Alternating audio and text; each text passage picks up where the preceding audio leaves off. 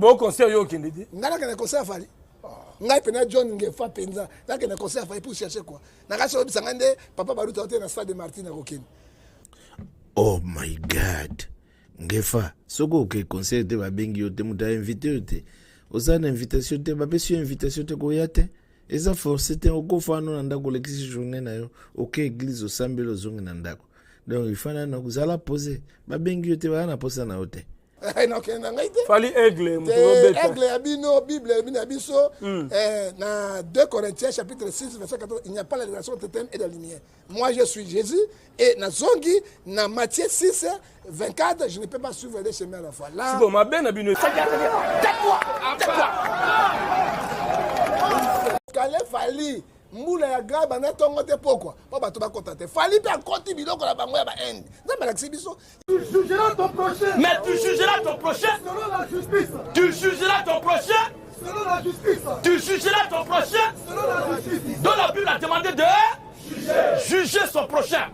Oh la justice de Dieu c'est la parole de Dieu.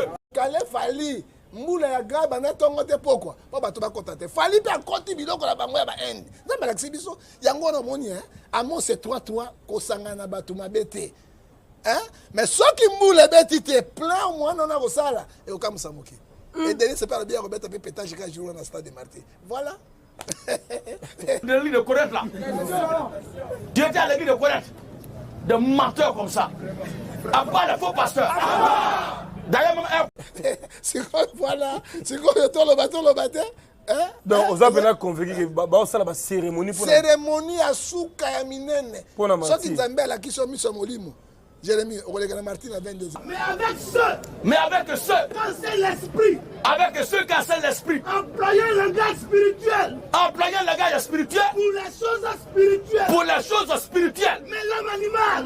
Oh là là. La Bible dit quoi? L'homme animal. L'homme sans l'esprit de Christ ne reçoit pas les choses de l'esprit de Dieu. Et il y a assez d'hommes animaux actuellement dans la foule. Na bato bakufa bakota na kati. Ba martyr wana. Na lobi na bato bakufa bakolia wana na martyr. Ron nango Fali. Attends, stade mokileta. Donc la gloire du monde. Na lobi oui, Jean 12:43, ils aiment la gloire du monde que la gloire de Dieu. Le pasteur Magouilleur. Le pasteur Roublard. Le pasteur Diallo. Il fait que bah pasteur bazongi ici ma musique et mati. Bah pasteur Fali pas ce disque d'or. Bah pasteur tu me regardes il ressemble à un acteur comique. Petit moti là. En tout cas, franchement, nous avons un problème, un sérieux problème dans la communauté. Niveau il y a raisonnement, il y a chroniqueur, ou bien il y a chroniqueuse, ou bien il y a journaliste, et ça me dépasse. Comment un journaliste, un chroniqueur, azana kata musique, soit une kata politique, à comprendre que Mboka et qu'on mata jamais n'a pas pasté. Mboka mataga toujours na musala. Au ça la comparaison et liaison. Pourquoi les musiciens bazoro mata, ba pasteur bazo matate. Modia. Abat les faux pasteurs. Pasteur nini oyo azana compagnie. Ba pasteur bazo sala compagnie.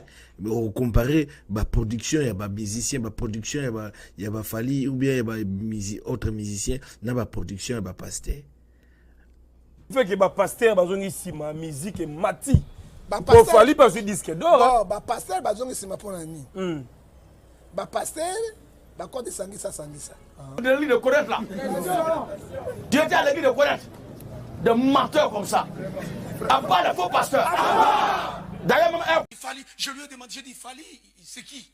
C'est là qu'elle m'a dit non, Fali, Poupa, c'est un musicien. J'ai dit ah bon, et pourquoi je vais aller écouter la musique moi de Fali? Ça va m'amener où? J'ai besoin de chanter Dieu Tout-Puissant, car mon cœur considère tout l'univers créé par ton pouvoir. Alléluia. De l'église de Corinthe là. Dieu t'a l'église de Corinthe. De menteurs comme ça. À part le faux pasteur. D'ailleurs même Dieu va nous juger à la fin du jour. Comment jusque-là, Dieu nous a donné le même esprit avec d'autres nations. Et Dieu n'a pas de partenance. Dieu a Kaboulagate, il est le Dieu des Blancs et le Dieu des Noirs. Mais lui, il a créé tout. Et Biso Dozanga Moulimo Yorosala a créé. Seulement les Blancs qui créent. Tala Bamboka na Bamunde Ngezagoke. Biso Dozoke. Jusque-là, même nos pasteurs n'arrivent pas. Il y a vraiment un makamuni Ezagolega na Bunaganda. Bunagana ezokende. Mais nous sommes les premiers. Il y a comme mon amakambo koleka na kati ba conseil. Fallait kobeta te. Fallait kosala boy. Mbule kosala boy. Mais on n'arrive pas à voir comment dorir obimisa. Congo na kati na maboko ya M23. Sosola. Bunagana ezokende.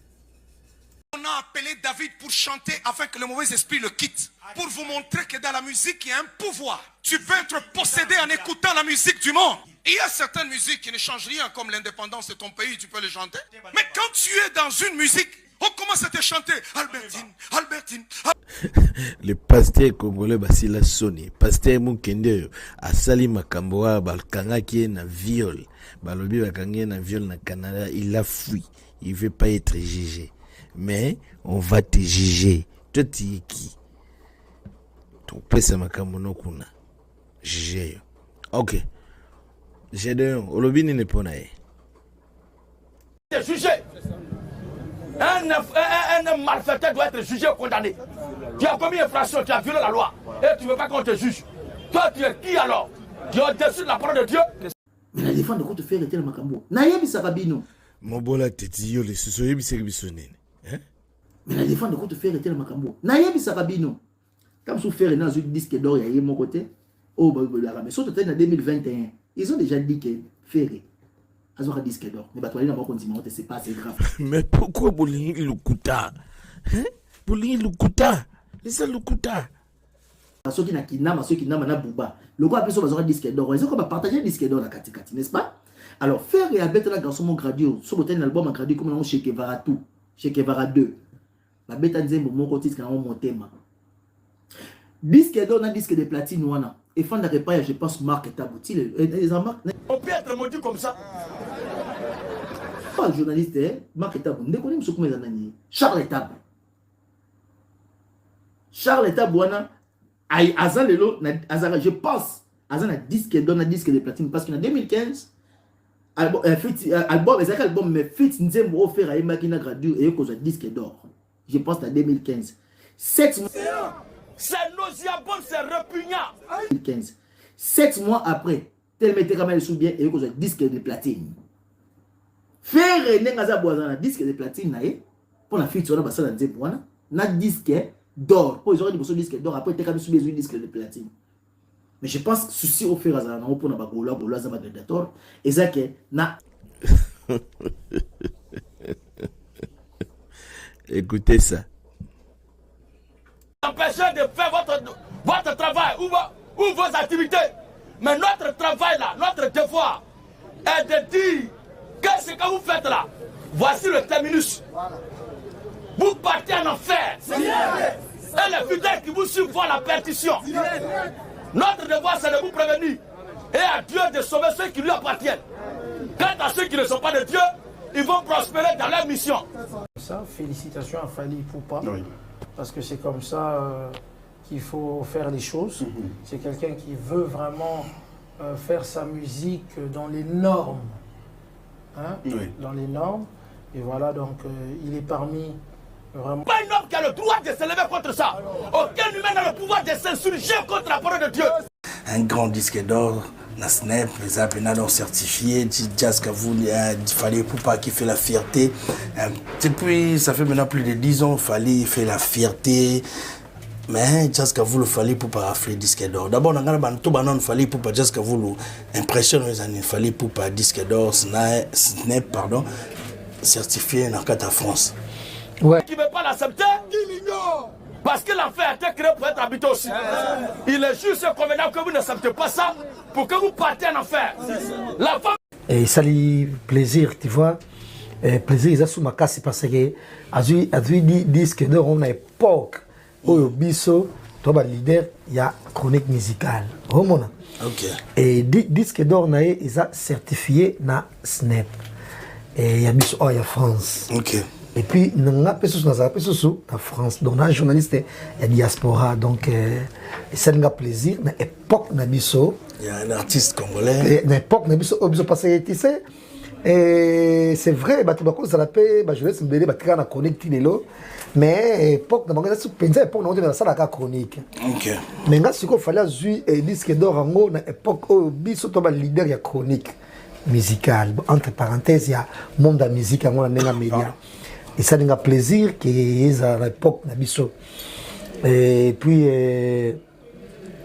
eza musala mo c'est yote musika tia ko matiwana parce que tant abandai makambo na ita msoko sala koyemba na ba Olivia ba bona ba pere to mo kwa mo aventure mo boy OK mais homme tazina objectif na yenga en tout cas na remercier courage na audace wana nambaki style mubi na émission de Saine awa aisanga donc kala ba nous en ba Vanessa Paradis tout le monde au monde nous en ba mais c'est tout bazana la France on a kala ba Joe Star tout ça nous en ba on nyonso Joe Star il a comme musicien en France OK Joe Star ouais un peu noir hein voilà et nous en ba on nyonso wana à l'époque là mais bon bazana mon idée on était comme ça ba featuring au monde et donc ça même mutu moso no idée mais il y a quand même audace et puis pire encore il fallait un Arkeli mais ça c'est trop ça au moins donc c'est quelqu'un à ta autant stokolo banabiso mais non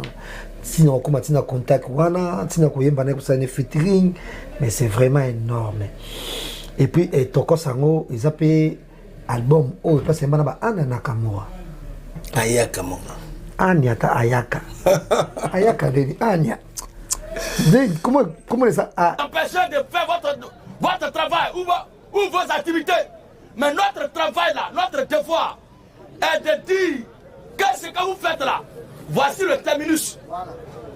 Vous partez en enfer. Et les fidèles qui vous suivent voient la perdition. Notre devoir c'est de vous prévenir.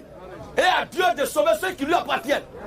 Quant à ceux qui ne sont pas de Dieu, ils vont prospérer dans leur mission.